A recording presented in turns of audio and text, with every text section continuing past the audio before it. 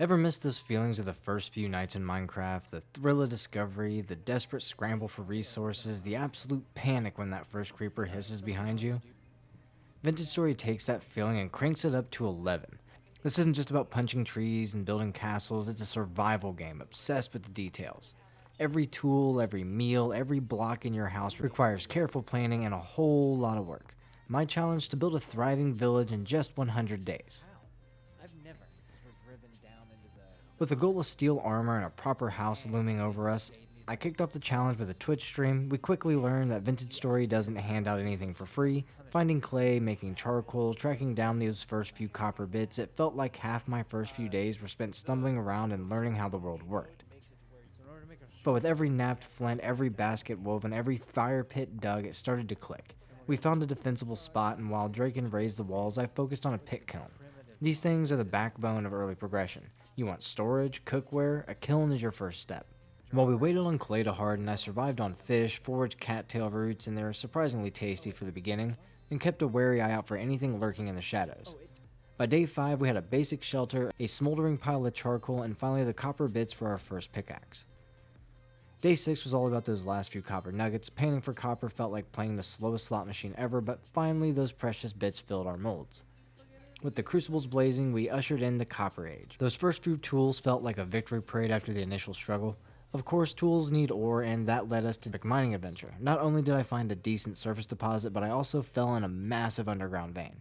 Dodging falling gravel while hauling out the ore was an experience. Still, we ended the day with more copper than we ever dreamed possible. It's time to start thinking bigger. Day 9 dawned with a downpour. It's a good thing that speeds up your ingots cooling. I used the time to work on shingles for our roof and map out potential roads around the settlement. With a shiny new copper axe, chopping down trees went from a chore to a breeze. Who knew that these new tools were going to be so satisfying? Our next must-haves were an anvil and a hammer. So into the charcoal pit I went. It takes a lot of wood to feed this beast. Then came day 11 and our first temporal storm. Imagine the worst thunderstorm you've ever seen, then add in monsters spawning out of thin air. Definitely not something I factored into the 100-day plan. I hunkered down in a cellar and counted the minutes till the storm passed. Once it was safe, I went out with a renewed sense of purpose. Day 12 started with recovering some lost gear from a near-death fall in a massive chasm. Lesson learned. Starvation was looming, so it was a frantic journey back to base. Fueled by spite and the promise of a simple, hot meal, smelting a pile of copper felt like the safest option after that fiasco. I started laying out the floor plan for the blacksmith and pouring the anvil mold. The thrill of copper tools faded fast. I craved the sturdiness of iron. So day 13 kicked off with pouring ingot molds and firing up the forge. My first few attempts at hammering out a saw blade were, let's say, rustic. I fumbled a bit, but with a stubborn kind of determination, the shape finally started to emerge. Helping a new player learn the ropes of pit kilns and food options broke up the monotony. I also grabbed my trusty shears. Time to plant some trees. More trees meant more fuel, and fuel was something I could never have enough of. A side mission for slate cobblestone turned up a decent haul, and as night fell, the base got its first major upgrade. Ditching those dirt walls felt pretty good. Day 16 sent me hunting for beehives I spotted earlier. No luck on the bees, and darkness fell way too fast. Our growing crew needed more tools, so we set up the forge and anvil, and I dedicated the blacksmith space. A little inspiration struck with some chiseled blocks and carefully placed windows.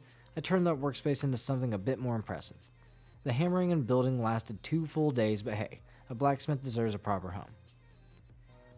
A frustrating glitch with Tragic's connection meant we switched to a hosted server, but hey, silver lining is now everybody could help out.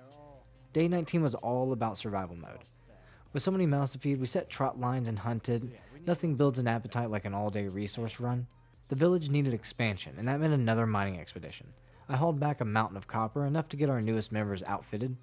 Day 21 turned into a blacksmithing workshop with Tragic. Teaching someone the rhythm of heating, hammering, and shaping is incredibly satisfying. Right before the next storm hit, Puggy stumbled on a massive iron deposit practically on our doorstep. We blocked up their house for the night. Nothing ruins a cozy gathering like a drifter crashing the party. I greeted day 22 with a chorus of wolf howls. After dealing with those pests, it was time to think about pathways. Using fire clay bricks, I sketched out a network connecting our growing spaces, while Puggy and Tragic got to work with the bloomeries, turning hematite into usable iron. I faced down an unexpected foe, a very real, very scary thunderstorm. Holy fucking shit! Back on track and slightly frazzled, I headed off chopping down what felt like half a forest for the next charcoal pit. Even gathering sticks and seeds felt like a victory by nightfall. When the next day dawned, the team was ready to make history. Puggy showed us the magic of the bloomery, and we all gathered around the anvil as our first precious iron ingot was hammered into shape. This is what progress felt like. I watered and fertilized the crops and headed back to the trees. One broken axe later, Tragic was crafting a sturdy iron replacement. We finally ignited that massive charcoal pit. With luck, it might even be enough fuel for our next big project. Day 24 brought a cheer. We had officially entered the Iron Age. Finally, I found some limestone. Crushing it with the quern gave us lime for leatherworking, and after mixing a massive batch of lime water, we were good to start tanning hides. That just meant more time prepping the kilns and gathering charcoal. Day 25 was laid back, focused on exploration and scouting out supplies. My ambitious dreams needed a boost, so I started marking spots for a proper greenhouse. Planning kicked off with a flurry of digging and marking out paths. 144 blocks of dirt later, the greenhouse walls stood tall. Now came the tricky part. The criteria is that it needs a 50% glass roof, and that has to fit all regulations. Some fiddling with slabs, and we had a pattern that worked. Till the server started crashing, turns out my beautiful greenhouse was just a little bit too much to handle. We'll figure it out later, but for now it was time for rest.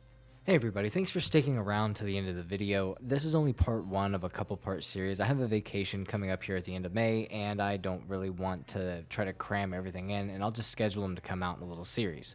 Thank you very much for watching. I love you, mean it, bye, and as always, remember to stay girthy, my friends.